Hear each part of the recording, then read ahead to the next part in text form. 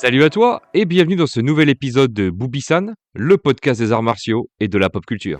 Aujourd'hui, je vais te parler d'un grand classique du cinéma d'action des années 80. Alors, comme à ton habitude, installe-toi confortablement car on va passer un petit moment ensemble à découvrir ou redécouvrir ce film qui a littéralement révolutionné les codes du genre et lancé la carrière de l'une des figures les plus controversées du cinéma d'action américain. Pour comprendre l'impact de Nico, il faut d'abord replonger dans l'atmosphère du cinéma d'action de la fin des années 80. Nous sommes en pleine guerre froide, Ronald Reagan est au pouvoir et Hollywood produit des héros musclés à la chaîne. Stallone, il triomphe avec Rambo 3, Schwarzenegger, il enchaîne les succès et Bruce Willis vient de révolutionner le genre avec Die Hard.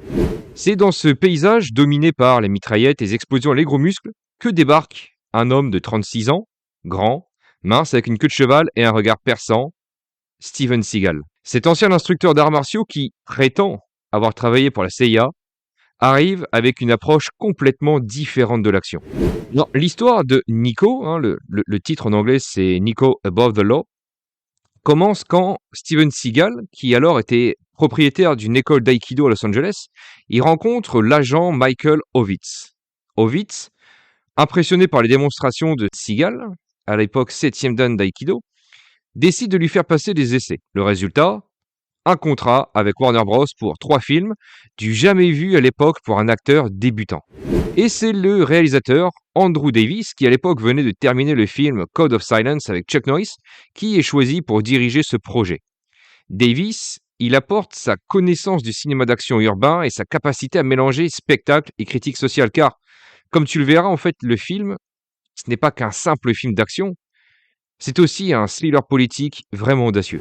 Nicola Toscani, c'est le personnage qui est interprété par Steven Seagal, si tu veux, c'est un flic de Chicago, d'origine italienne, qui est quand même un peu macho, on va pas se mentir, père de famille, catholique pratiquant, ancien agent de la CIA au Vietnam, qui a vécu au Japon, où il a appris l'aïkido, et qui pète des bras et des rotules comme personne. En fait, ce mélange culturel, il n'est pas anodin, car il reflète, si tu veux, l'identité cosmopolite que Steven Seagal s'est créée et qui veut se donner tout simplement. Et ce qui rend Nico fascinant, c'est sa complexité morale. Si tu veux, ce n'est pas un super-héros invincible, mais c'est un homme qui est hanté par son passé, qui est dégoûté par la corruption qu'il a vue au Vietnam et qui est déterminé à faire le bien malgré un système pourri. Son combat, il n'est pas seulement physique, mais il est aussi éthique. L'histoire nous plonge dans les bas-fonds de la politique américaine des années 80. Nico découvre un trafic de drogue lié à des opérations secrètes de la CIA pour financer des contrats au Nicaragua. Cette dimension politique, elle donne une profondeur vraiment inattendue au film. Andrew Davis, il n'hésite pas à critiquer ouvertement les méthodes douteuses du gouvernement américain. Pour un film de cinéma d'action grand public, c'est quelque chose qui est vraiment audacieux. Et d'ailleurs, le méchant, si on peut dire, du film, ce n'est pas un terroriste étranger, comme on a pu le voir souvent dans les films d'action, comme par exemple, c'est peut-être, je ne sais pas moi, un russe ou un afghan. Là, non, le méchant, c'est en fait la corruption qui se trouve directement à l'intérieur du système politique américain.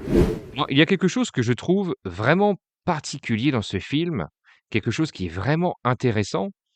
Tu vois que tu n'es pas dans un film d'action classique qui commence avec des explosions ou des poursuites en voiture. En fait, on a le droit à un montage qui est quelque chose de presque intime. Pourquoi je dis ça? Parce que tu vois des photos en noir et blanc de Steven Seagal. Je veux dire, ce sont des vraies photos de lui. Tu le vois quand il est jeune, en train de pratiquer, en train de s'entraîner. Tu le vois également au Japon. Tu le vois dans son keikogi avec ses maîtres d'aïkido à l'époque dans un dojo. Ces images, ça donne une vraie authenticité au personnage parce que, quand je te l'ai dit, c'est pas des photos de fiction, c'est vraiment la vie réelle de Steven Seagal à l'époque.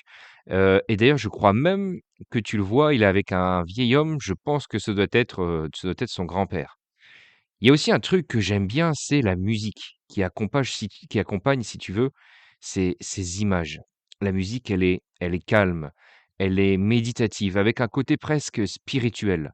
C'est assez rare à souligner pour un film d'action de l'époque. Ce choix artistique, il nous dit tout de suite que le personnage de Nicola Toscani, il est différent. Ce n'est pas un simple dur à cuire italien, c'est avant tout un homme qui a une profondeur, un cheminement. Et en fait, cette introduction, agit un peu comme un prologue biographique, si tu veux. Elle plante les racines du personnage. Nico, ce n'est pas seulement un flic et ancien agent de la CIA, c'est aussi un homme qui a trouvé une philosophie dans l'aïkido, un art martial qui prône l'harmonie et le contrôle. Alors maintenant, je vais te parler de ce qui fait vraiment la singularité de ce film. Eh bien, c'est en fait les scènes de combat. Steven Seagal, il a introduit l'aïkido au cinéma occidental. Et ça devient tout de suite une révélation. Fini les échanges de coups spectaculaires que tu pouvais retrouver dans les films de kung-fu ou des films de karaté.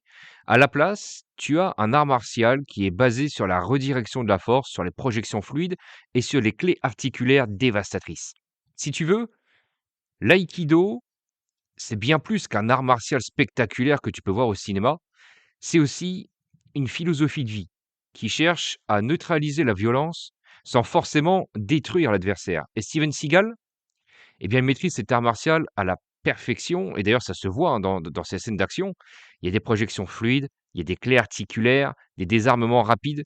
Eh ben, tout vient de là. L'aïkido enseigne que le vrai combat n'est pas de frapper plus fort, mais de rediriger l'énergie de l'attaque pour la rendre en fait inoffensive. Et c'est exactement ce que fait Nico.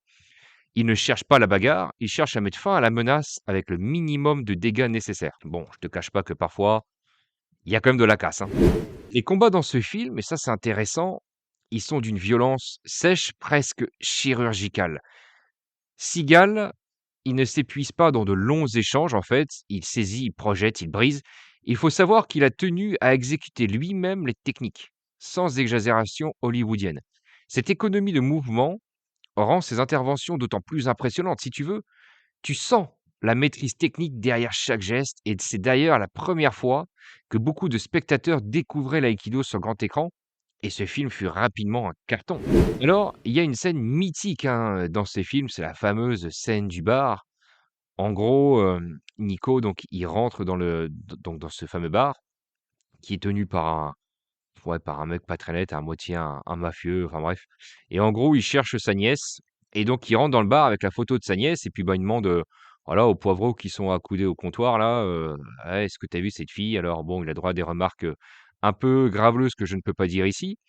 Mais voilà, il y a un moment, tu vois, il affronte en fait plusieurs agresseurs tranquillement, sans perdre son calme. Il utilise l'environnement, il redirige en fait la force, des uns contre les autres et c'est vraiment de la poésie martiale qui est mise au service du spectacle et c'est ça l'aïkido, tu vois? C'est rediriger la force de l'adversaire contre lui-même. Alors, aux côtés de Seagal, tu retrouves des grandes stars, hein, du cinéma. Tu retrouves Pam Grier dans le rôle de Dolores Jackson, qui est donc sa partenaire, hein, sa coéquipière. C'est la reine de la Blaxploitation des années 70. Elle apporte sa crédibilité d'actrice d'action et son charisme naturel.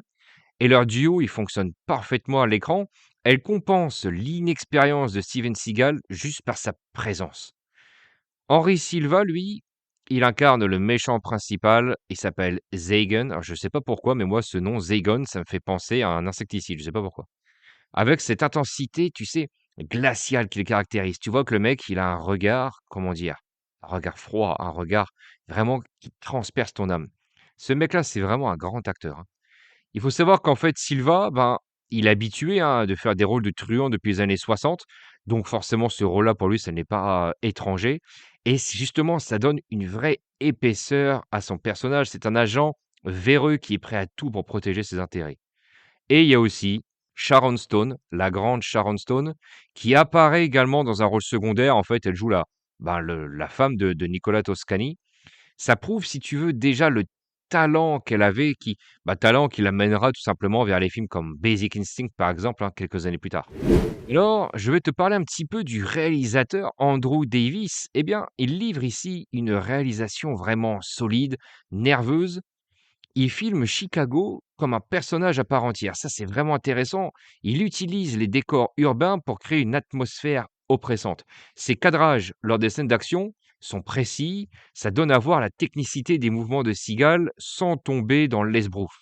Et Andrew Davis, il maîtrise aussi parfaitement le rythme, le tempo, le timing, et il alterne les moments de tension pure avec des scènes un peu plus calmes qui permettent de développer les personnages. Cette construction en crescendo culmine, si tu veux, avec la confrontation finale explosive et cathartique, mais je ne t'en dirai pas plus car il faut absolument que tu vois ce film.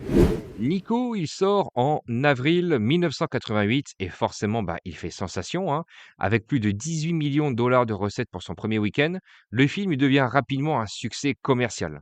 Mais au-delà des chiffres, il marque l'émergence d'un nouveau type de héros d'action. Steven Seagal, il impose son style, moins de muscles, mais plus de technique, moins de bruit, mais plus d'efficacité. Cette approche, elle influence toute une génération de films d'arts martiaux occidentaux. Alors, la critique pour ce film est assez mitigée. Certains saluent l'originalité de l'approche et la crédibilité des scènes de combat. D'autres reprochent au film ses clichés, la raideur de Steven Seagal, alors acteur débutant à l'époque. Il y a un critique cinéma assez influent qui s'appelle Roger Ebert. Bon, lui, il donne une critique plutôt positive au film, hein, soulignant lui aussi l'authenticité des arts martiaux et l'intelligence du scénario politique. Le public, lui, il adhère massivement à ce film. Nico touche une corde sensible. Dans une époque de défiance envers le gouvernement, Nicola Toscani, il incarne le flic intègre qui refuse les compromissions. C'est une sorte de héros dans cette ère Reagan finissante. Alors, plus de 35 ans après sa sortie, eh bien, que reste-t-il de ce film? D'abord, bon, c'est le film qui a quand même lancé Steven Seagal pour le meilleur et pour le pire. Après ce film, pendant une petite décennie, il enchaînera des succès, comme par exemple avec Échec et mort, avec la jolie Kelly LeBrock, qui d'ailleurs deviendra plus tard sa femme, ou encore l'excellent Tommy Lee Jones dans son film Piège en haute mer. Après, c'est un petit peu sa descente aux enfers, hein. Il sombre dans les films de catégorie B, voire même de catégorie Z, tellement ces films sont devenus immondes. Malheureusement, certains de ces films ne sortiront même pas en DVD, ils sortiront directement en vidéo et tu peux, en trouver certains, gratuitement sur YouTube. Il sera aussi, atteint, si je puis dire, par certaines controverses. Bon, je vais pas épiloguer plus que ça. Je ferai de toute façon un épisode consacré à Steven Seagal. Tu verras que c'est un personnage qui est plein de contradictions et qui est extrêmement difficile à cerner. Ce qu'il faut retenir, c'est que Nico, ça reste quand même un film vraiment singulier dans la filmographie de Seagal. C'est d'ailleurs le seul où il apparaît vraiment vulnérable, où son personnage, il a une profondeur psychologique. Les films suivants, ils transformeront Seagal progressivement en machine à tuer invincible. Et je trouve ça dommage parce que ces films perdent justement cette humanité qui faisait quelque part le charme de Nicolas Toscani. Techniquement, bon, le film, tu vois aussi qu'il a vieilli forcément, hein. C'est un film qui date quand même des années 80. Bon, les scènes d'action, elles restent vraiment pas mal du tout, hein, bon après voilà, tu as certains aspects de la réalisation forcément qui sont un peu datés. La bande sonore, elle est typique des années 80, mais moi personnellement, j'aime bien. Je trouve que ça rajoute, un petit peu une touche, exotique, moi j'aime beaucoup ça. Alors, revoir Nico aujourd'hui, c'est aussi redécouvrir sa dimension politique prophétique à l'époque. Les critiques de la corruption gouvernementale, du mélange entre intérêt privé et sécurité nationale, tout ça, ça résonne encore fortement dans notre époque de scandales à répétition. Le film, il pose des questions qui restent d'actualité, comme par exemple, jusqu'où peut aller un État au nom de la sécurité nationale? Comment un individu peut-il lutter contre un système corrompu? Ces interrogations donnent une profondeur inattendue à ce qui pourrait être plus qu'un simple film d'action. Alors, tu l'auras compris, Nico, il mérite sa place dans l'histoire du cinéma d'action. Pas seulement comme le premier film de Steven Seagal, mais aussi comme une œuvre qui a su mélanger spectacle et réflexion, tradition martiale orientale et cinéma américain, et aussi divertissement et critique sociale. C'est un film qui est imparfait, bien sûr, qui est marqué par son époque et aussi parfois par la raideur de son acteur principal, mais c'est aussi et surtout, je dirais même plus, c'est aussi un film sincère. Un film qui est porté par une vraie vision artistique et une maîtrise technique remarquable des arts martiaux. Alors la prochaine fois que tu verras Nico dans ton programme télé ou sur une plateforme de streaming, n'hésite pas à lui donner sa chance. Tu découvriras peut-être que derrière l'image caricaturale de Steven Seagal se cache un premier film authentique et attachant, témoin d'une époque où le cinéma d'action osait encore nous faire réfléchir. Voilà, c'est tout pour aujourd'hui. C'était notre plongée dans l'univers de Nico, le tout premier film de Steven Seagal. J'espère t'avoir donné envie de découvrir ou de redécouvrir ce film sous un nouvel angle, comme à mon habitude. Je vais terminer par une petite citation philosophique. Alors celle-ci, elle nous vient directement du fondateur de l'aïkido lui-même, maître Morihei Ueshiba, que voici. L'aïkido n'est pas une voie pour combattre ou vaincre l'ennemi, c'est la voie de la réconciliation du monde et de faire de tous les êtres humains une seule famille. En d'autres termes, cette phrase de maître Ueshiba devient presque une clé de lecture du personnage. Elle nous rappelle que, même dans un univers sombre et brutal, il est possible de se battre pour quelque chose de plus grand, pour l'harmonie, pour l'humanité. Et toi, tu peux t'en inspirer chaque jour. Apprendre à canaliser ton énergie, à rester centré et affronter tes propres tempêtes intérieures avant d'affronter celles du monde. Si cet épisode t'a plu, n'hésite pas à me laisser un commentaire, c'est important pour le référencement, à le partager, à me suivre sur les réseaux sociaux. Je suis présent sur Instagram, sur Twitter, sur YouTube et surtout, n'oublie pas, les points racontent des histoires, mais c'est à toi d'écrire la tienne. À très bientôt.